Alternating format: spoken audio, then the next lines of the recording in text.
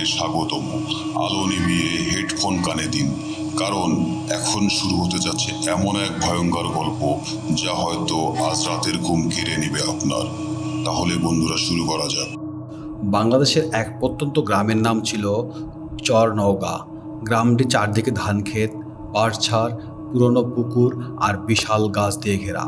দিনের বেলা জায়গাটা যত সুন্দর, রাত নামার পর ঠিক ততটাই ভয়ঙ্কর হয়ে উঠত। বিশেষ করে গ্রামের উত্তর পাশে ছিল একটা পরিত্যক্ত রাস্তা। স্থানীয়রা সেই রাস্তার নাম দিয়েছিল কালো রাস্তা, কারণ সন্ধ্যার পর ওই রাস্তা দিয়ে কেউ যেত না। গ্রামের বয়স্ক মানুষরা বিশ্বাস ছিল প্রায় ৩০ বছর আগে ওই রাস্তার পাশে এক মহিলা রহস্যজনকভাবে মারা যায়। তারপর থেকেই নাকি সেখানে অদ্ভুত সব ঘটনা ঘটতে শুরু করে। কেউ মাঝরাতে কান্নার শব্দ শুনছে, কেউ দেখেছে সাদা কাপড় পরা একজন মহিলা রাস্তার পাশে দাঁড়িয়ে আছে, আবার কেউ কেউ বলছে সেই মহিলা পেছন থেকে দেখলে মনে হয় হাঁটছে, কিন্তু সামনে গিয়ে দেখলে তার পা মাটিতে থাকে না। তবে গ্রামের মানুষ এসব নিয়ে কথা বললেও নতুন প্রজন্মের অনেকেই এসব বিশ্বাস করতো না। তাদের মধ্যে একজন ছিল রাকিব। রাকিব ঢাকায় চাকরি করত। কয়েক বছর পর সে গ্রামের বাড়িতে ফিরেছিল। তার সঙ্গে ছিল তার ছোট ভাই সজীব। সেদিন সন্ধ্যায় রাকিব চায়ের দোকানে বসে কয়েকজন গ্রামের মানুষের সঙ্গে গল্প করছিল। হঠাৎ বৃদ্ধ মকবুল চাচা বললেন, বাবা রাকিব, রাত হওয়ার আগে বাড়ি চলে যাস। রাকিব হেসে বলল, কেন চাচা, এখন আবার কি হলো? মকবুল চাচা চারপাশ তাকিয়ে নিচু গলায় বললেন, উত্তর আর রাস্তা দিয়ে যাস না। রাকিব হেসে বলল, ওই কালো রাস্তা? চায়ের দোকানে সবাই একসঙ্গে চুপ হয়ে গেল। মকবুল চাচা ধীরে ধীরে বললেন, ওই নামটা মুখে আনিস না। রাকিব অবাক হয়ে গেল। কেন? বৃদ্ধ লোকটি আর কিছু বললেন না, শুধু বললেন, যে জিনিসকে মানুষ ভয় পায় তার নাম বারবার ডাকতে নেই। রাকিব ব্যাপারটা নিয়ে হাসতে হাসতে বাড়ির দিকে রওনা দিল। কিন্তু সেদিন রাতেই প্রথম অদ্ভুত ঘটনা ঘটল। রাত তখন প্রায় 12:30। হঠাৎ রাকিবের ঘুম ভেঙে গেল। সে শুনতে পেল কেউ যেন দরজায় ধাক্কা দিচ্ছে। রাকিব উঠে বসে বলল, কে? কোনো উত্তর নেই। আবার শব্দ হলো। রাকিব দরজার কাছে গিয়ে বলল, ওখানে কে? এবার বাইরে থেকে খুব নিচু কণ্ঠ, নারী কণ্ঠ শোনা গেল। রাকিব রাকিবের বুকের ভেতরটা কেঁপে উঠল, কারণ সেই কণ্ঠ সে চিনে পারছিল না। সে দরজায় খুলতে যাবে, ঠিক তখনই তার ছোট ভাই সজীব পাশের ঘর থেকে চিৎকার করে উঠল, ভাইয়া, দরজা খুলবেন না। রাকিব থেমে গেল। সজীব কাঁপতে কাঁপতে বলল, আমি জানলার বাইরে একজন মহিলাকে দাঁড়িয়ে থাকতে দেখেছি। রাকিব জানালার দিকে তাকালো, কিছুই দেখা গেল না।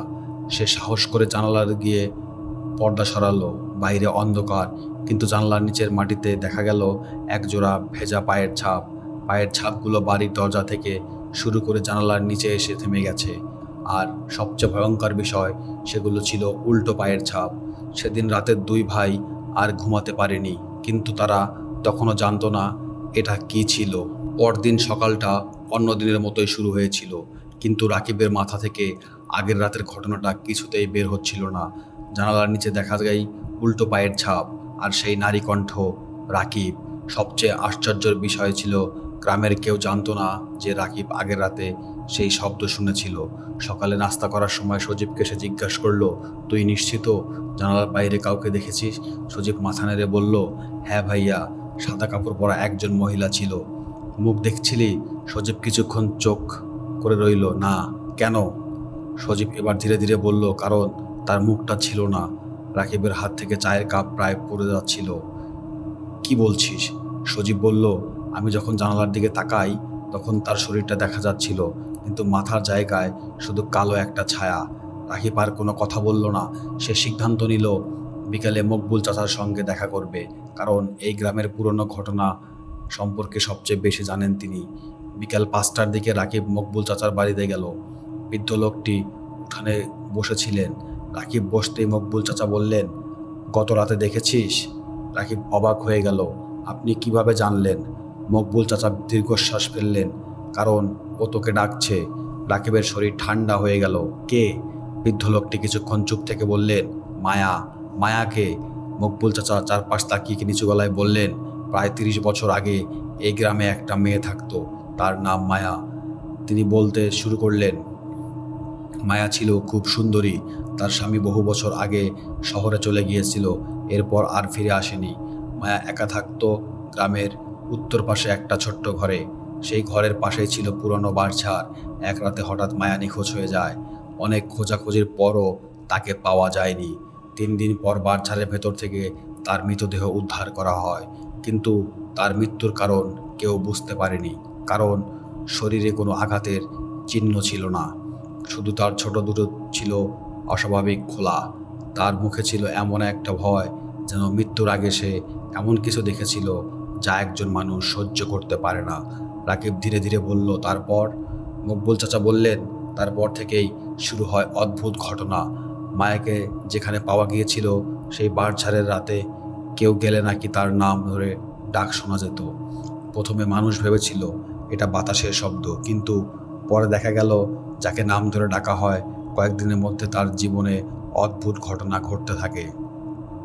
মকবুল চাচা বললেন, কিন্তু গত 10 বছর ধরে কেউ তার ডাক শোনেনি। রাকিব জিজ্ঞাসা করলো, তাহলে এখন আবার কেন? বৃদ্ধ লোকটি রাকিবের দিকে তাকিয়ে বললেন, কারণ তুই কালো রাস্তার নাম মুখে এনেছিস। রাকিব হেসে বলার চেষ্টা করলো, এটা কি সত্যিই সম্ভব? মকবুল চাচা এবার কঠিন গলায় বললেন, আজ রাতে উত্তর দিকের বাড়ছাড়ে যাবি না।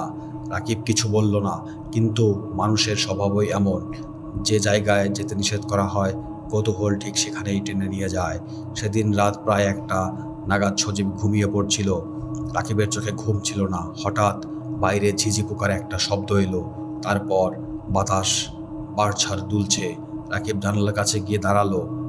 দূরে বাঁশঝাড়ের দিকে থেকে কেউ ক্ষীণ একটা আলো দেখা যাচ্ছে। মনে হলো কেউ লণ্ঠন হাতে দাঁড়িয়ে আছে। রাকিব নিজের অজান্তেই দরজা খুলে বাইরে বেরিয়ে এলো। চারপাশ নিস্তব্ধ। সে ধীরে ধীরে উত্তর দিকের রাস্তা ধরে হাঁটতে লাগলো। কিছু দূর যাওয়ার পর সে বুঝতে পারলো পেছনে কেউ যেন হাঁটছে। রাকিব থামলো, শব্দও থেমে গেল। সে পেছনে তাকালো, কেউ নেই। আবার হাঁটতে শুরু করলো। এবার শব্দটা আরো কাছে। রাকিব ঘুরে দাঁড়িয়ে চিৎকার করে বলল, কে? কোনো উত্তর নেই। ঠিক তখন ওই বাড়চারের ভেতর থেকে খুব পরিচিত একটা কণ্ঠ ভেসে এলো, রাকিব। রাকিবের বুক কেঁপে উঠল। সে পিছিয়ে আসতে চাইল, কিন্তু তখন ওই বাড়চারের ভেতর থেকে আরেকবার ডাক এলো, রাকিব, আমাকে চিনতে পারছিস না? রাকিব স্থির হয়ে দাঁড়িয়ে রইল। কণ্ঠটা এবার আরো কাছে, তুই তো আমার ছেলের মতো দেখতে। রাকিবের মাথা চিমচিম করতে লাগলো। আমার ছেলে? সে তো এই গ্রামে জন্মেছে। মায়া যদি 30 বছর আগে মারা গিয়ে থাকে, তাহলে তার সঙ্গে রাকিবের সম্পর্ক কি? হঠাৎ বাজারে ফাঁক দিয়ে একটা সাদা কাপড় দেখা গেল। তারপর ধীরে একজন মহিলা বেরিয়ে এলেন। লম্বা চুল, সাদা শাড়ি, মাথা নিচু। রাকিব কাঁপতে কাঁপতে বললেন, আপনি কে? মহিলা কোনো উত্তর দিলেন না, শুধু মাথা তুললেন। রাকিব তার মুখের দিকে তাকিয়ে জমে গেল। মুখটা অস্বাভাবিক ফ্যাকাশে, চোখ দুটো কালো, তার ঠোঁটের কোণে একটা অস্বাভাবিক হাসি। মহিলা ধীরে ধীরে বললেন, তোর বাবা আমাকে মেরেছিল। রাকিবের বুকের ভেতর যেন বিস্ফোরিত হলো। আমার বাবা? মহিলা এক পা সামনে এগিয়ে এলেন। হ্যাঁ। আর ঠিক তখনই রাকিব দেখতে পেল মহিলা পা দুটো মাটিতে নেই, তিনি মাটি থেকে কয়েক ইঞ্চি উপরে ভেসে আছে। রাকিব পিছিয়ে যেতে হাড়চোট খেয়ে পড়ে গেল। মহিলা তার দিকে এগিয়ে আসতে লাগলেন, তুই আমাকে ভুলে গেছিস, আমি তো আপনাকে কখনো দেখিনি। মহিলা এবার ভয়ঙ্করভাবে হেসে উঠলেন, দেখেছিস? তারপর তিনি ফিসফিস করে বললেন, তোর জন্মের আগেই। হঠাৎ বাঁশঝাড়ের বাঁশ একসঙ্গে প্রচণ্ড শব্দে দুলতে শুরু করলো। রাকিব চোখ বন্ধ করে ফেললো। কয়েক সেকেন্ড পর যখন চোখ খুলল, সামনে কেউ নেই, শুধু মাটিতে পড়ে আছে একটা পুরনো রূপোর নূপুর। রাকিব সেটা তুলে নিয়ে পেছনে থেকে সজীবের চিৎকার শোনা গেল, ভাইয়া! রাকিব ঘরে তাকালো। সজীব দৌড়ে গিয়ে তার দিকে আসছে, কিন্তু সজীবের দেখে রাকিবের বুক ঠান্ডা হয়ে গেল, কারণ সজীব পেছনে সেই সাদা শাড়ি পরা মহিলাটি দাঁড়িয়ে আছে। আর এবার তার মুখে হাসি নেই, সে শুধু আঙ্গুল তুলে দেখাচ্ছিল রাকিবের বাড়ির দিকে। তারপর সজীবের কানে খুব ধীরে ধীরে কিছু বলল। সজীব হঠাৎ অজ্ঞান হয়ে মাটিতে পড়ে গেল। রাকিব দৌড়ে ভাইকে তুলে নিল। বাড়ি ফেরার সময় তার হাতে শক্ত করে ধরা ছিল সেই পুরনো নূপুর। সে জানতো না এই নূপুরের সঙ্গে লুকিয়ে আছে এক রহস্য, যা তার নিজের পরিবারের অতীতকে বদলে দিবে। আর সেই রাতেই রাকিবের ঘরের পুরনো কাঠের আলমারি থেকে পাওয়া গেল একটি 30 বছর আগের ছবি। ছবিতে ছিল 3জন মানুষ, রাকিবের বাবা, মায়া আর ছোট্ট একটি শিশু। ছবির পেছনে কাপা হাতে লেখা ছিল মাত্র একটি বাক্য, শিশুটাকে বাঁচাতে হলে মায়াকে মরতেই হবে। রাত তখন প্রায় 2টা। সজীব তখনও অজ্ঞান হয়ে বিছানায় পড়ে আছে। রাকিব তার পাশে বসে বারবার মুখে পানি দিচ্ছে, কিন্তু সজীবের জ্ঞান ফিরছে না। রাকিবের চোখ বারবার চলে যাচ্ছে সেই পুরনো ছবিটির দিকে। ছবিতে তার বাবা দাঁড়িয়ে আছেন, পাশে মা, আর তাদের সামনে দাঁড়িয়ে আছে একটা ছোট্ট ছেলে। ছেলেটার বয়স হয়তো 3 বা 4 বছর। রাকিব ছবিটা যতই দেখছিল ততই তার বুক ভেতর অস্বস্তি বাড়ছিল, কারণ ছেলেটার মুখ অদ্ভুতভাবে তার নিজের ছোটবেলার ছবির মতো। ঠিক তখন ওই সজীব হঠাৎ চোখ খুলে ফেলল। সে ভয় পেয়ে চিৎকার করে উঠল, ভাইয়া, দরজা বন্ধ করো। রাকিব দরজার দিকে তাকালো, দরজা বন্ধ ছিল। কি হয়েছে? সজীব কাঁপতে কাঁপতে বলল, ও আবার এসেছে। কে? সজীব কাপা আঙ্গুল জানালার দিকে দেখালো, ওই মহিলা। রাকিব ধীরে ধীরে জানলার কাছে গেল। পর্দা সরাতে তাই বুকের ভেতরটা হিম হয়ে গেল। জানালার বাইরে কেউ দাঁড়িয়ে নেই, কিন্তু কাচের উপর স্পষ্টভাবে একটা হাতের ছাপ। তার হাতের ছাপটা ছিল ভেতরের দিক থেকে। বাইরে। রাকিব পিছিয়ে গেল। সজীব বলল, ভাইয়া, আমরা এ বাড়িতে থাকবো না। রাকিব কোনো উত্তর দিল না। তার মাথার উপর একটাই প্রশ্ন, মায়া আসলে কে? পরদিন সকালে রাকিব সরাসরি তার বাবার পুরনো বন্ধু করিম মাস্টারের কাছে গেল। করিম মাস্টার গ্রামের সবচেয়ে বয়স্ক শিক্ষিত মানুষদের একজন। রাকিব ছবিটা তার সামনে রাখতেই বৃদ্ধ লোকটির মুখের রং বদলে গেল। তিনি ছবিটা হাতে নিয়ে অনেকক্ষণ চুপ করে থাকলেন। তারপর বললেন, এই ছবি তুই কোথায় পেলি? আমাদের আলমারিতে। তোর বাবা কি তোকে এখনো মায়ের কথা বলেছে? না। করিম মাস্টার দীর্ঘশ্বাস ফেললেন। তোর বাবার কিছু কথা তোকে বলতে বলা হয়নি? রাকিব বলল, আমি সব জানতে চাই। বৃদ্ধ লোকটি কিছুক্ষণ চুপ থেকে বলতে শুরু করলেন, 30 বছর আগে গ্রামের সবচেয়ে ধনী মানুষদের একজন ছিল হাশেম চেয়ারম্যান। তার অনেক জমি ছিল। গ্রামের উত্তর পাশে যে বাড়ছাড়, তার পাশের জমিটাও ছিল তার। মায়া সেই জমির কাছেই থাকতো। একদিন চেয়ারম্যানের লোকেরা মায়াকে তার ঘর ছেড়ে চলে যেতে বলে, কিন্তু মায়া রাজি হয়নি, কারণ সেই জমিতে তার স্বামীর অংশ ছিল। মায়া দাবি করেছিল জমিটা তার। তারপর থেকেই চেয়ারম্যানের সঙ্গে তার বিরোধ শুরু হয়। এক রাতে মায়া নিখোঁজ হয়ে যায়। 3 দিন পর তার লাশ বাড়ছাড়ে পাওয়া যায়। গ্রামের সবাই ভেবেছিল চেয়ারম্যানের লোকেরা তাকে মেরে ফেলেছে, কিন্তু কেউ প্রমাণ করতে পারেনি। রাকিব অবাক হয়ে বলল, আমার বাবা? করিম মাস্টার নিচু গলায় বললেন, তোর বাবা তখন চেয়ারম্যানের হিসাব রক্ষক ছিল। রাকিবের মুখ শুকিয়ে গেল। তাহলে তোর বাবা সব জানতো? রাকিব কিছুক্ষণ চুপ করে রইল, তারপর বলল, ছবির শিশুটিকে? করিম মাস্টার এবার সরাসরি তার চোখের দিকে তাকালেন। তুই? রাকিব যেন কথা বলার ক্ষমতা হারিয়ে ফেলল। আমি? হ্যাঁ। বৃদ্ধ লোকটি বললেন, তুই তখন মাত্র 4 বছরের। রাকিব মাথা নাড়ল, কিন্তু ছবিতে আমি আমার মায়ের সঙ্গে কেন? করিম মাস্টার উত্তর দিলেন না। অনেকক্ষণ পর ধীরে ধীরে বললেন, কারণ মায়া তোর মা। রাকিবের মাথার ভেতর যেন বজ্রপাত হলো। অসম্ভব! তোর জন্মের পর সবাইকে বলা হয়েছিল তোর মা মারা গেছে। আমার মা তো? করিম মাস্টারের তাকে তাকিয়ে দিলেন, তোর আসল মা মারা ছিল, যে মারা যায়নি। রাকিবের গলা শুকিয়ে গেল। তাহলে? বৃদ্ধ লোকটি বললেন, তোর বাবা তোর মাকে নিয়ে এই গ্রামে এসেছিল, কিন্তু পরে চেয়ারম্যানের সঙ্গে জমির ঝামেলায় মায়া সব কিছু ফাঁস করে দেওয়ার হুমকি দেয়। রাকিব ধীরে ধীরে ছবির দিকে তাকালো। তাহলে আমার বাবা মায়াকে মেরেছিল?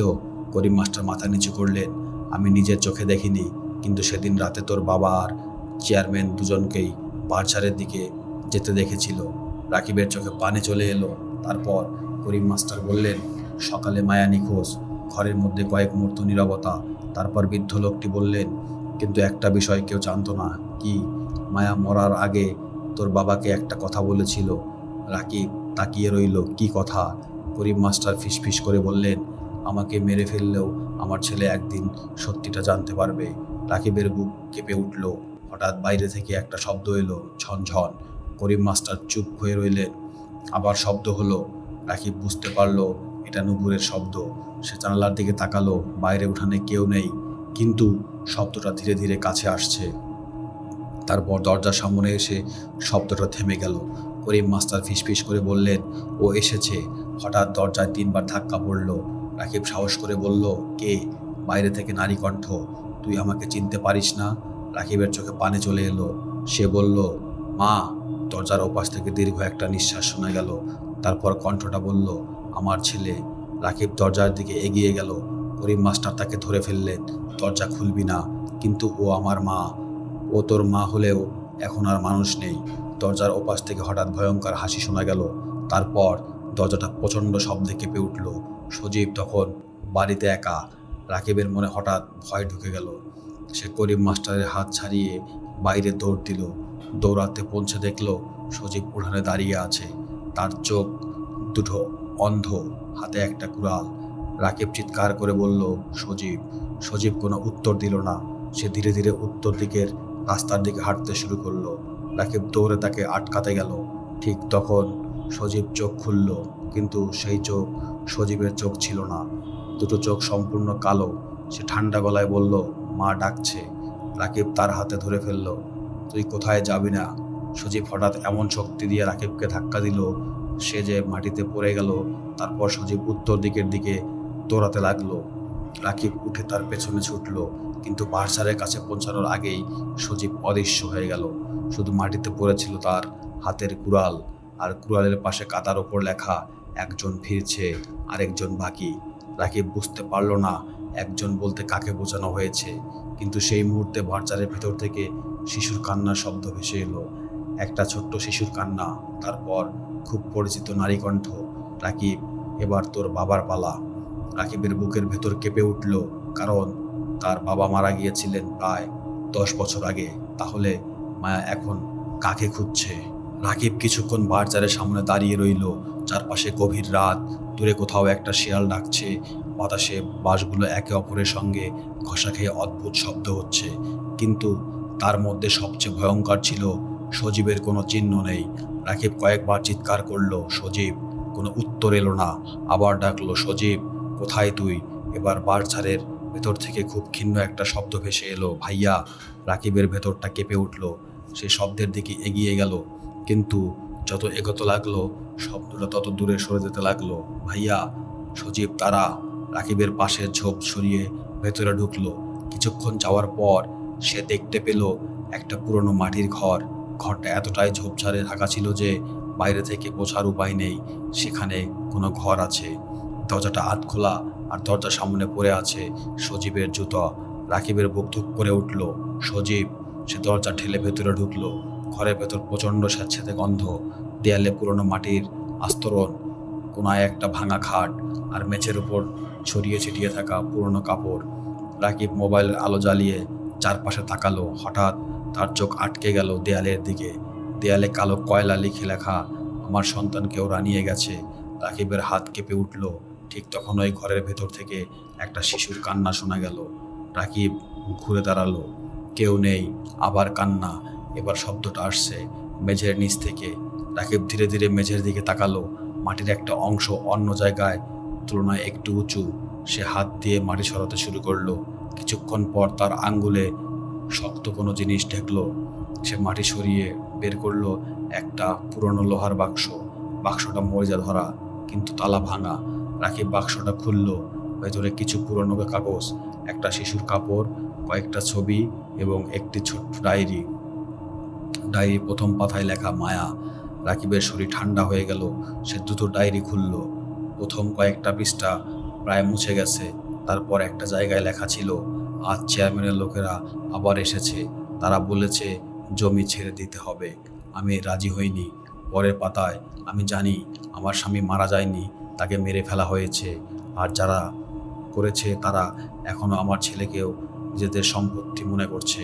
রাকিবের নিঃশ্বাস বন্ধ হয়ে আসছিল। আরেকটা পাতায় লেখা, আমার ছেলে রাকিব, আমি জানি ওকে আমার কাছ থেকে নিয়ে যাওয়ার চেষ্টা করা হচ্ছে। রাকিব ডায়েরিটা শক্ত করে ধরে ফেলল। পরের পাতায় লেখা, আজ রাতে যদি আমার কিছু হয় তাহলে বুঝবে ওরা আমাকে মেরে ফেলেছে। তারপর আমি আমার ছেলেকে বাঁচাতে চাই, কিন্তু আমি একা পারছি না। এক পরের পৃষ্ঠায় ছেঁড়া, শুধু নিচে একটা বাক্য দেখা যাচ্ছিল, যদি আমি মারা যাই আমার আত্মা, তারপর আর কিছু নেই। রাকিব ডায়েরি বন্ধ করতেই পেছন থেকে একটা শব্দ হলো, ঠক। সে শব্দে ধীরে ধীরে ঘুরে তাকালো। দরজাটা বন্ধ হয়ে গেছে। রাকিব দৌড়ে দরজার কাছে গেল। দরজা টানলো, খুলছে না। সে চিৎকার করলো, সজীব। কোনো উত্তর নেই। হঠাৎ ঘরের ভেতর তীব্র ঠান্ডা বাতাস বইতে শুরু করলো। তার মোবাইলের আলো কয়েকবার জ্বলে নিভে গেল। তারপর সম্পূর্ণ অন্ধকার। রাকিব অনুভব করলো কেউ তার ঠিক পেছনে দাঁড়িয়ে আছে। সে নড়তে পারছিল না। তার কানে খুব ধীরে একটা নারী কণ্ঠ ফিসফিস করে বলল, তুই সত্যিটা জানতে চাস? রাকিবের শরীর অবশ। সে কোনো উত্তর দিল না। কণ্ঠটা আবার বলল, তাহলে দেখ। হঠাৎ ঘরটা আলোয় ভরে গেল, কিন্তু সেটা কোনো সাধারণ আলো ছিল না। দেয়ালের ওপর যেন একটা পুরনো দৃশ্য ফুটে উঠেছে। রাকিব দেখতে পেল 30 বছর আগের সেই রাত। একজন যুবক মায়াকে ধরে দাঁড়িয়ে আছে। সেই যুবক রাকিবের বাবা। তার পাশে চেয়ারম্যান। মায়া কাঁদছে, তার কোলে ছোট্ট রাকিব। মায়া বলছে, আমার ছেলেকে আমাকে দাও। রাকিবের বাবা কঠিন গলায় বলছে, তুই যদি সব কিছু কাউকে বলে দিস তাহলে ছেলেটা বাঁচবে না। মায়া চিৎকার করে বলছে, তোমরা আমার স্বামীকে মেরেছ। চেয়ারম্যান এগিয়ে এসে বলল, এই গ্রামের কেউ তোকে বিশ্বাস করবে না। তারপর দৃশ্যটা হঠাৎ অন্ধকার হয়ে গেল। রাকিব হাঁপাতে হাঁপাতে দেয়ালের দিকে তাকিয়ে রইল। তার চোখ দিয়ে পানি পড়ছে। বাবা, তুমি এমন করতে পারলে? পেছন থেকে মায়ের কণ্ঠ এলো, তোর বাবা আমাকে হত্যা করেনি। রাকিব ঘুরে দাঁড়ালো। দরজার সামনে সাদা শাড়ি পরা মায়া দাঁড়িয়ে আছে।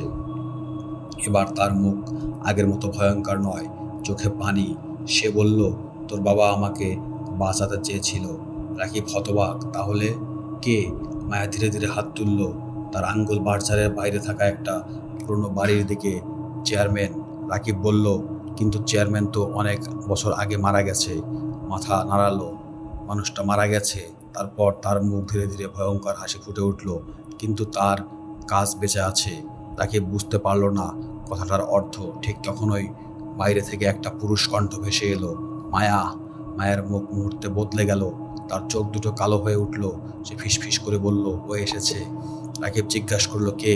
মায়া এবার রাকিবের দিকে তাকিয়ে বলল, যে তোর ভাইকে নিয়ে গেছে। রাকিবের বুক কেঁপে উঠল। সজীব কোথায়? মায়া দরজার দিকে তাকালো। ওকে খুঁজতে হলে তোকে উত্তর পুকুরে যেতে হবে। রাকিব বলল, কেন? মায়া বলল, কারণ তোর ভাই এখন সেখানে। তারপর মায়ার শরীর ধীরে ধীরে ধোয়ার মতো মিলিয়ে গেল। দরজা নিজে থেকেই খুলে গেল। রাকিব দৌড়ে বাইরে বেরিয়ে এলো, কিন্তু বাড়ছাড়ের সামনে এসে সে থেমে গেল। মাটিতে কয়েক জোড়া পায়ের ছাপ, একটা সজীবের আর একটা বৃদ্ধ মানুষের। রাকিব সেই পায়ের ছাপ অনুসরণ করতে লাগলো। পথটা গিয়ে শেষ হতেই গ্রামের উত্তর পুকুরের কাছে। পুকুরটা বহু বছর ধরে পরিত্যক্ত। লোকজন বলে এই পুকুরের পানি কখনো শুকায় না, এমনকি প্রচণ্ড গরমে পানির স্তর একই থাকে। রাকিব পুরুষের কাছে পৌঁছে দেখতে পেল সজীব পানির ধারে বসে আছে, তার পিঠ রাকিবের দিকে। রাকিব চিৎকার করলো, সজীব। সজীব ধীরে ধীরে ঘুরে তাকালো। তার মুখে কোনো অভিব্যক্তি নেই। সে বলল, ভাইয়া। রাকিব দৌড়ে তার কাছে গেল। তুই এখানে কি করছিস? সজীব উত্তর দিল, ও আমাকে এখানে অপেক্ষা করতে বলছে। কে? সজীব পুকুরের দিকে তাকালো। ওখানে। রাকিব পানির দিকে তাকালো। প্রথমে কিছুই দেখতে পেল না। তারপর পানির নিচে একটা মুখ ভেসে উঠল, একজন বৃদ্ধ মানুষের মুখ। রাকিব চিনতে পারল এটা সেই চেয়ারম্যানের মুখ, কিন্তু চেয়ারম্যান তো বহু বছর আগে মারা গেছে। মুখটা পানির নিচ থেকে ধীরে ধীরে উপরে উঠতে লাগলো। আর সজীব ফিসফিস করে বলল, ভাইয়া, ও বলেছে আমাদের দুজনের মধ্যে একজন আজ রাতে ওর সঙ্গে যেতে হবে। ঠিক তখন ওই পুকুরের পানি প্রচণ্ডভাবে ঘুরতে শুরু করলো, আর পানির মাঝখান থেকে একটা কালো হাত উঠে এসে সজীবের পা ধরে ফেললো। সজীব চিৎকার করে উঠল, ভাইয়া। সজীবের চিৎকারে রাতের নিস্তব্ধতা যেন ভেঙে চুরমার হয়ে গেল। ভাইয়া, আমাকে বাঁচাও। রাকিব এক মুহূর্তও দেরি করলো না। সে পুকুরের পানিতে ঝাঁপিয়ে পড়ল। পানিটা অস্বাভাবিক ঠান্ডা, এমন ঠান্ডা যে পানিতে নামার সঙ্গে সঙ্গে রাকিবের বুকের ভেতরটা যেন জমে গেল। সে হাতড়ে সজীবকে খুঁজতে লাগলো। কিছুক্ষণ পর তার হাতে সজীবের জামা লাগলো। রাকিব তাকে টেনে উপরে ওঠানোর চেষ্টা করলো, কিন্তু নিচ থেকে যেন কোনো অদৃশ্য শক্তি সজীবকে টেনে ধরে আছে। সজীব প্রাণপণে চিৎকার করছে, ভাইয়া, নিচে কেউ আছে? রাকিব পানির নিচে তাকালো। চাঁদের আলোয় পানিটা কিছুটা পরিষ্কার দেখা যাচ্ছিল। আর তখন সে দেখল সজীবের পা ধরে আছে একটা কালো হাত। হাতটা মানুষের মতো হলেও আঙ্গুলগুলো অস্বাভাবিক লম্বা। রাকিব হাতটা ছাড়ানোর চেষ্টা করলো, কিন্তু যতই টানছে হাতটা ততই শক্ত হয়ে যাচ্ছে। হঠাৎ পানির নিচ থেকে একটা কণ্ঠ শোনা গেল, একজন তো আমি নিয়েছিলাম। রাকিবের বুক কেঁপে উঠল। কণ্ঠটা যেন পানির ভেতর থেকে নয়, তার নিজের মাথার ভেতর থেকে আসছে। আরেকজনকে কেন রেখে যাব? রাকিব সমস্ত শক্তি দিয়ে সজীবকে টেনে উপরে তুলল। হঠাৎ কালো হাতটা সজীবের পা ছেড়ে দিল। দুই ভাই পানির ওপর উঠে এলো। রাকিব সজীবকে টেনে পাড়ে তুলল। সজীব তখন অচেতন। রাকিব তার বুক চাপতে লাগলো। সজীব, চোখ খোল। কয়েক সেকেন্ড পর সজীব জোরে জোরে কাশতে শুরু করলো। তার মুখ দিয়ে পানি বের হয়ে এলো। রাকিব স্বস্তির নিঃশ্বাস ফেলল, কিন্তু সেই স্বস্তি বেশিক্ষণ স্থায়ী হলো না। সজীব চোখ খুলে প্রথমে যে কথাটা বলল, ভাইয়া, পুকুরের নিচে একটা ঘর আছে। রাকিব থমকে গেল। কি বলছিস? সজীব কাঁপতে কাঁপতে বলল, আমি পানির নিচে একটা দরজা দেখছি। রাকিব পুকুরের নিচে তাকালো। এত বছর ধরে গ্রামের মানুষ এই পুকুর ব্যবহার করে না, কিন্তু কেউ কখনো বলেনি পানির নিচে কোনো ঘর আছে। ঠিক তখনই পুকুরের পানি আবার ঘুরতে শুরু করলো। এবার পানির মাঝখানে একটা কালো ঘূর্ণি তৈরি হলো, আর ঘূর্ণির মাঝখান থেকে ভেসে এলো একটা পুরনো কাঠের দরজা। রাকিব অবাক হয়ে তাকিয়ে রইল। দরজাটা পানির উপর ভাসছে না, বরং মনে হচ্ছে পুকুরের নিচে কোনো কিছুই সঙ্গে আটকানো। সজীব বলল, ও আমাকে ওই দরজার কাছে নিয়ে গিয়েছিল। রাকিব বলল, কে? সজীব মাথা নিচু করে বলল, চেয়ারম্যান। রাকিব এবার বুঝতে পারলো এটা শুধু মায়ার আত্মার ব্যাপার না, চেয়ারম্যানের আত্মাও এখনো এই গ্রামের সঙ্গে জড়িয়ে আছে। দুই ভাই বাড়িতে ফিরে যাওয়ার সিদ্ধান্ত নিল, কিন্তু বাড়ির দরজায় পৌঁছাতেই তারা দেখতে পেল দরজার সামনে করিম মাস্টার দাঁড়িয়ে আছে। তার মুখ অত্যন্ত চিন্তিত। রাকিব বলল, মাস্টার সাহেব, আপনি এখানে? করিম মাস্টার বললেন, তোমাদের খুঁজতে বের হয়েছিলাম। আপনি কি জানেন পুকুরের নিচে একটা ঘর আছে? এই কথা শুনেই বৃদ্ধ লোকটি চুপ হয়ে গেলেন। রাকিব বুঝতে পারল তিনি কিছু জানেন। আপনি সব জানেন, তাই না? করিম মাস্টার দীর্ঘশ্বাস ফেললেন। হ্যাঁ। তাহলে এতদিন বলেননি কেন? বৃদ্ধ লোকটি বললেন, কারণ কিছু সত্যি মানুষকে জানানো যায় না। রাকিব রেগে বলল, আমার মায়ের মৃত্যু হয়েছে, আমার ভাইকে ভূতে টেনে নিয়ে যাচ্ছে, আর আপনি বলছেন সত্যি বলা যায় না? করিম মাস্টার মাথা নিচু করে বললেন, তোর বাবা আমাকে কথা দিয়েছিল। কি কথা? যতদিন না তুই নিজে সত্যিটা খুঁজে বের করিস, ততদিন কিছুই বলবো না। রাকিব চিৎকার করে বলল, আমি সত্যিটা জানতে চাই। করিম মাস্টার ধীরে ধীরে বললেন, চেয়ারম্যান শুধু মায়াকে হত্যা করেনি। রাকিব চুপ হয়ে গেল। তাহলে তোর মায়ের স্বামীকেও সে হত্যা করেছিল? রাকিবের চোখ বড় হয়ে গেল। আমার বাবা? না, বৃদ্ধ লোকটি বললেন, তোর আসল বাবা ছিল অন্য একজন। রাকিবের মাথা ঘুরতে লাগলো। তাহলে আমার বাবা কে ছিলেন? করিম মাস্টার বললেন, যাকে তুই বাবা বলে বড় হয়েছিস, সে তোর সৎ বাবা। রাকিব দেওয়ালের সঙ্গে হেলান দিল। তার পুরো শৈশব যেন মুহূর্তে মিথ্যা হয়ে গেল। করিম মাস্টার বললেন, তোর আসল বাবা ছিল মায়ার স্বামী। চেয়ারম্যান তার জমি দখল করতে তাকে হত্যা করে। তারপর মায়া সব জানতে পারে। সে চেয়ারম্যানের বিরুদ্ধে প্রমাণ জোগাড় করেছিল। রাকিব বলল, সেই প্রমাণ কোথায়? করিম মাস্টার পুকুরের দিকে তাকালেন। পুকুরের নিচে। রাকিবের বুক কেঁপে উঠল। ওই ঘরে? হ্যাঁ, বৃদ্ধ লোকটি বললেন, চেয়ারম্যান তার সব অপরাধের প্রমাণ ওই ঘরে লুকিয়ে রেখেছিল। তাহলে মায়া? মায়া সেই প্রমাণ উদ্ধার করতে গিয়েছিল। করিম মাস্টার কণ্ঠ কাঁপছিল, কিন্তু চেয়ারম্যান তাকে ধরে ফেলে। রাকিব চোখ বন্ধ করল।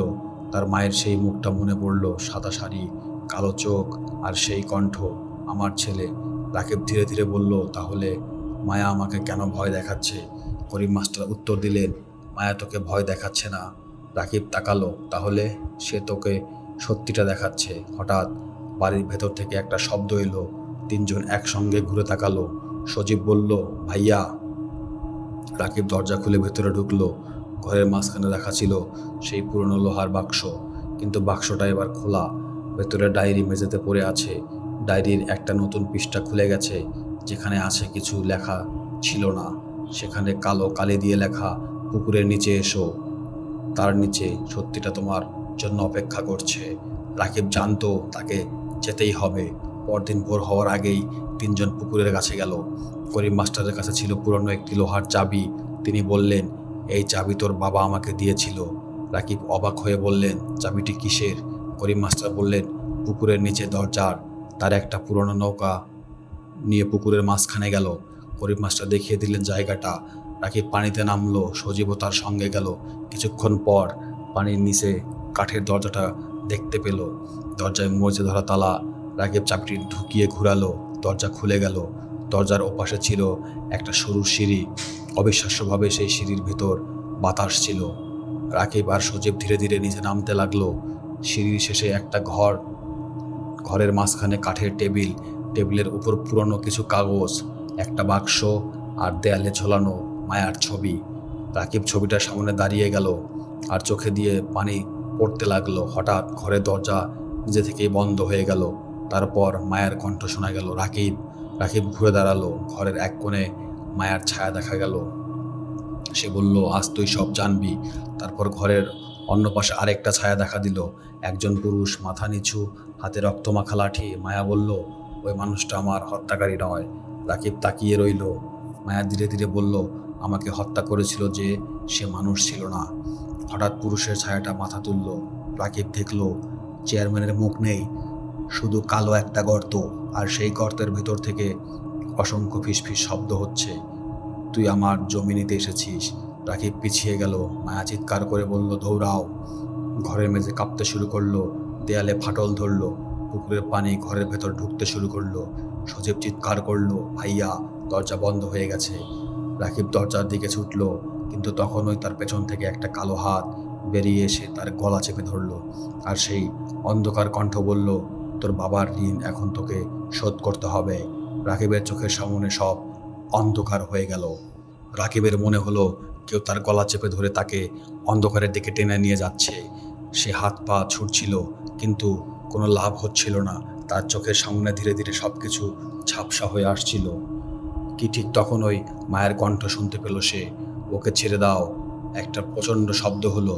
রাকিব মেঝেতে পড়ে গেল। তার গলা থেকে অদৃশ্য চাপটা সরে গেল। সে হাঁপাতে হাঁপাতে চোখ খুলল। সামনে দাঁড়িয়ে মায়া, কিন্তু এবার তার চেহারা ভয়ঙ্কর নয়, তার চোখ শুধু মায়ের মমতা।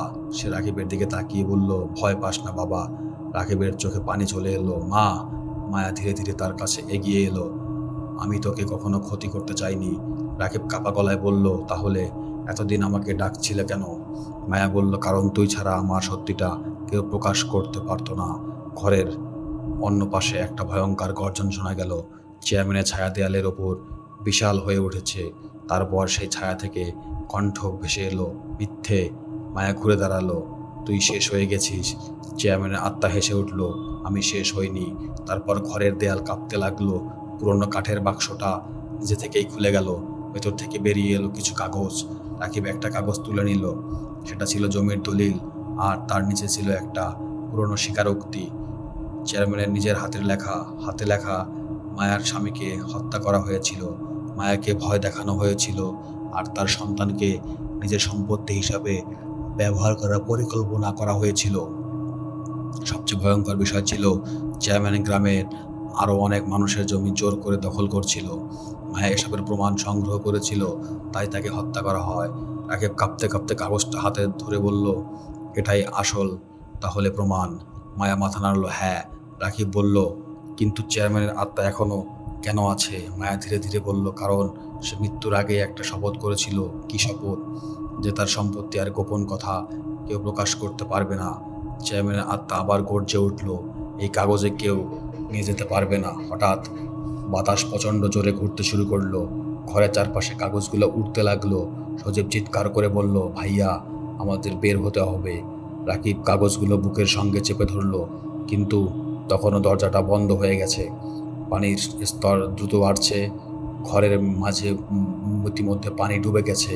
রাকিব চিৎকার করলো, মা, আমার বের হব কিভাবে? মায়া তার দিকে তাকিয়ে বলল, যে দরজাটা দিয়ে এসেছিস সেই দরজা দিয়ে বের হবি। রাকিব বলল, দরজা তো বন্ধ। মায়া বলল, চাবিটা কোথায়? রাকিব পকেটে হাত দিলেন, চাবি নেই। সে তার চারপাশে খুঁজতে লাগলো। হঠাৎ সজীব বলল, ভাইয়া, আপনার গলায় কি? রাকিব গলায় হাত দিল। একটা পুরনো লোহার চাবি তার গলায় ঝুলছে। সে অবাক হয়ে বলল, এটা এখান কিভাবে এলো? মায়া মৃদু হাসলো, তার বাবা এটা সবসময় লুকিয়ে রেখেছিল। রাকিব দরজার কাছে দৌড় দিল। চাবি ঢুকিয়ে ঘুরতেই দরজা খুলে গেল, কিন্তু বাইরে যাওয়ার আগেই চেয়ারম্যানের আত্মা সামনে এসে দাঁড়ালো। এক বিশাল কালো ছায়া, তার মুখে কোনো চিহ্ন নেই, শুধু দুটো আগুনের মতো চোখ। সে বলল, তুই যদি বাইরে যাস তোর ভাই যাবে না। রাকিব থেমে গেল। মানে? চেয়ারম্যান বলল, একজনকে রেখে যেতে হবে। সজীব ভয় পেয়ে রাকিবের হাত ধরে ফেলল, ভাইয়া, আমাকে রেখে যেও না। রাকিব মায়ার দিকে তাকালো। মায়া কিছু বলল না, শুধু ছেলের দিকে তাকিয়ে রইল। রাকিব বুঝতে পারল, এটাই সেই একজন, যার কথা আগেই বলা হয়েছিল, কিন্তু সে জানতো তার মা সে দ্বিতীয়বার হারাতে পারবে না। রাকিব চিৎকার করে বলল, কেউ থাকবে না। সে মাটিতে পড়ে থাকা পুরনো দলিলটা তুলে চেয়ারম্যানের ছায়ার সামনে ধরল। তোমার সব সত্যি বাইরে চলে যাবে। চেয়ারম্যানের ছায়া হঠাৎ কেঁপে উঠল। না। রাকিব বলল, তুই এই গ্রামের মানুষদের ঠকিয়েছিস। তুই চুপ থাক। তুই মানুষ মেরেছিস। ছায়াটা আরো ভয়ঙ্কর হয়ে উঠল। চুপ কর। তুই আমার মাকে মেরেছিস। এই কথা বলতেই মায়ার চারপাশে একটা তীব্র আলো ছড়িয়ে পড়ল। চেয়ারম্যানের ছায়া মিলিয়ে গেল। আর মায়া প্রথমবারের মতো প্রচণ্ড শক্ত গলায় বলল, আজ তোর বিচার হবে। হঠাৎ পুরো ঘর কেঁপে উঠল। পুকুরের পানি প্রচণ্ডভাবে ঘুরতে শুরু করলো। চেয়ারম্যানের আত্মা মায়ার দিকে ঝাঁপিয়ে পড়ল। দুই অদৃশ্য সংঘর্ষে ঘরের দেয়াল ভেঙে পড়তে লাগলো। রাকিব সজীবকে নিয়ে দরজার দিকে দৌড় দিল। ঠিক দরজার কাছে পৌঁছানোর সময় সে পেছনে তাকালো। মায়া দাঁড়িয়ে আছে। রাকিব চিৎকার করে বলল, মা, তুমি আসবে না? মায়া মৃদু হাসলো। আমার সময় শেষ। রাকিব কাঁদতে কাঁদতে বলল, আমি তোমাকে হারাতে চাই না। মায়া বলল, তুই আমাকে কখনো হারাসনি। তারপর সে ধীরে ধীরে বলল, আমি তো তোর মধ্যেই আছি। রাকিব সজীবকে নিয়ে সিঁড়ি বেয়ে উপরে উঠতে লাগলো। পেছনে প্রচণ্ড একটা শব্দ হলো, থাম। পুরো পুকুর যেন বিস্ফোরিত হলো। দুই ভাই পানির উপরে উঠতে লাগলো। করিম মাস্টার নৌকা নিয়ে তাদের জন্য অপেক্ষা করছিল। তারা নৌকায় উঠতেই পুকুরের পানি হঠাৎ শান্ত হয়ে গেল। সবকিছু নিস্তব্ধ। করিম মাস্টার জিজ্ঞাসা করলেন, মায়া? রাকিব কোনো উত্তর দিল না। তার চোখ শুধু পানি পড়ছিল। পরদিন সকালে গ্রামের মানুষকে সব ঘটনা বলা হলো। পুরনো কাগজপত্র দলিলগুলো পুলিশের হাতে দেওয়া হলো। চেয়ারম্যানের বহু পুরনো অপরাধের প্রমাণ বেরিয়ে এলো। গ্রামের মানুষ জানতে পারলো 30 বছর ধরে যে মানুষটা তার সম্মান করছে সে আসলে বহু মানুষের জীবন নষ্ট করেছিল। আর মায়াকে অন্যায়ভাবে খুনি বানানো হয়েছিল। কয়েকদিন পর পুকুরটা পরিষ্কার করার সময় শ্রমিকরা পানির নিচে সত্যিই একটা পুরনো ঘরের ধ্বংসাবশেষ খুঁজে পেল। সেখানে পাওয়া গেল আরও অনেক পুরনো নথি, কিন্তু মায়ার কোনো দেহ পাওয়া গেল না। গ্রামের মানুষ বলল, তার আত্মা হয়তো অবশ্যই মুক্তি পেয়েছে। তারপর অনেক বছর কেটে গেল। রাকিব আর সজীব আর কখনো সেই গ্রামের উত্তর পাশের বাড়ছাড়ে রাত কাটায়নি। পুকুরটাও পরে মাটি দিয়ে ভরাট করে দেওয়া হয়। সব কিছু ধীরে ধীরে স্বাভাবিক হয়ে গেল। কিন্তু এক রাতে রাকিবের শহরের নিচের বাসায় পুরনো সেই ছবিটা দেখছিল। ছবিতে মায়া দাঁড়িয়ে আছে, তার পাশে ছোট্ট রাকিব। রাকিব ছবিটা হাতে দিয়ে দীর্ঘশ্বাস ফেলল। হঠাৎ তার মনে হলো ছবিতে মায়ের মুখটা যেন একটু হাসছে। সে চোখ মুজে আবার তাকালো। মায়া আগের মতোই আছে। রাকিব ছবিটা টেবিলে রেখে ঘুমাতে গেল। রাত প্রায় 3টা। হঠাৎ ঘুম ভেঙে গেল। দুপুরের শব্দ। রাকিব বিছানায় উঠে বসলো। আবার শব্দটা আসছে তার ঘরের দরজার কাছ থেকে। রাকিব ধীরে ধীরে দরজার দিকে তাকালো। দরজার নিচে একটি ছায়া দেখা যাচ্ছে, একজন মহিলার ছায়া। রাকিব বুক ধুক করে উঠল। তারপর বাইরে থেকে খুব পরিচিত একটা কণ্ঠ, বাবা। রাকিবের চোখে পানি চলে এলো। সে দরজা খুলতে গেল, কিন্তু ঠিক তখনই তার মনে পড়ল মায়া তাকে শেষবার কি বলেছিল, আমি তো তোর মধ্যেই আছি। রাকিব দরজার হাতল থেকে হাত সরিয়ে নিল। বাইরের ছায়াটা ধীরে ধীরে সরে গেল। নুপুরের শব্দ দূরে মিলিয়ে গেল। তারপর সম্পূর্ণ নীরবতা। রাকিব জানালার কাছে গিয়ে বাইরে তাকালো। শহরের রাস্তার কেউ নেই, কিন্তু জানালার কাছে ভেজা আঙ্গুল দিয়ে লেখা ছিল, ভয় পাস না বাবা। রাকিব চোখ বন্ধ করলো। তারপর বহু বছর পর প্রথমবার তার মনে হলো তার মা হয়তো সত্যি মুক্তি পেয়েছে। কিন্তু গ্রামের মানুষ আজও বলে, চরনগর সেই পুরনো বাড়ঝাড়ের জায়গায় মাঝরাতে গেলে মাঝে মাঝে নুপুরের শব্দ শোনা যায়। আর কেউ যদি সেই শব্দের দিকে তাকায়, দূরে সাদা শাড়ি পরা একজন মহিলাকে দেখা যায়। তিনি কাউকে ভয় দেখান না, কাউকে আক্রমণ করেন না, শুধু রাস্তার পাশে দাঁড়িয়ে থাকেন আর খুব ধীরে বলেন, অন্যায় দেখলে চুপ থেকো না। তারপর বাতাসের সঙ্গে মিলিয়ে যায় সেই সাদা ছায়া। কিন্তু গ্রামের সবচেয়ে বয়স্ক মানুষগুলো এখনো একটা কথা বলে, সব ভূত মানুষকে ভয় দেখাতে আসে না, কিছু আত্মা ফিরে আসে শুধু সত্যিটাকে বাঁচিয়ে রাখতে। আর সেই রাতের পর থেকে নওগাঁচর মানুষ আর কোনো দিন মায়ের নাম ভয় পেয়ে উচ্চারণ করেনি। তারা তাকে ডাকতো মায়ামা, কারণ তারা জানতো সে ছিল ভয়ঙ্কর এক আত্মা, কিন্তু তার ভয়ঙ্করতার আড়ালে লুকিয়েছিল একজন মায়ের ভালোবাসা। আজকের গল্প এখানেই শেষ। যদি গল্পটি ভালো লেগে থাকে তাহলে ভিডিওটি লাইক করুন, আপনার মতামত কমেন্টে জানান আর এমন আরও ভয়ঙ্কর গল্প শুনতে ভূত বক্স অফিসকে সাবস্ক্রাইব করে পাশে থাকুন। মনে রাখবেন, ভয় কখনো গল্পে সীমাবদ্ধ থাকে না। আবার দেখা হবে পরবর্তী ভৌতিক গল্পে।